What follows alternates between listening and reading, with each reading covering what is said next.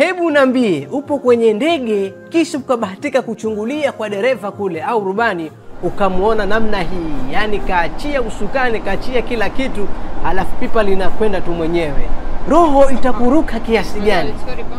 Hii ni teknolojia. Bado maajabu yanatokea kwenye dunia yetu kwenye upande wa teknolojia, na hii ni teknolojia ambayo inaitwa autopilot. Huu ni mfumo ambao ndege inajiendesha wenyewe.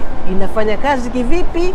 Autopilot inafanya kazi kwa kupitia sensa. Sehemu zote za ndege, pembeni, mbele, nyuma, mkiani, chini, zile sensa zinakusanya taarifa za kule hewani au kule nje kwenye ndege. Zinakusanya kitu gani? Zinakusanya GPS, yani location. Ndege sasa hivi iko wapi? Airspeed, ndege inatembea kwa spidi gani? Na pia inakusanya altitude, yani urefu kutoka usawa wa bahari. Sensa zile ambazo ziko pembezoni mwa ndege kwenye mabawa, mbele na nyuma, zinakusanya taarifa hizo kwa muda mmoja wakati ndege inakwenda zake.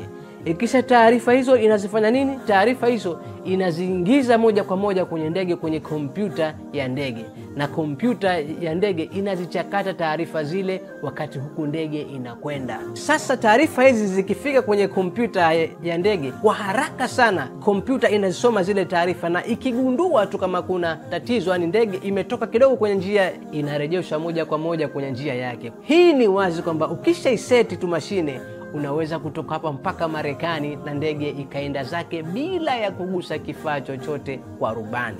Lakini cha ajabu zaidi, angalia mambo. Kwa mfano, kama rubani akafanya mistake, akataka kupinda kona ya ghafla au kufanya kitu chengine, autopilot inamkataa. Maanake ile kamandi yake inaifelisha, hawezi kupinda kwa ghafla wala hawezi kufanya kitu chochote ambacho kinahatarisha usalama wa ndege. Hii ni teknoloji.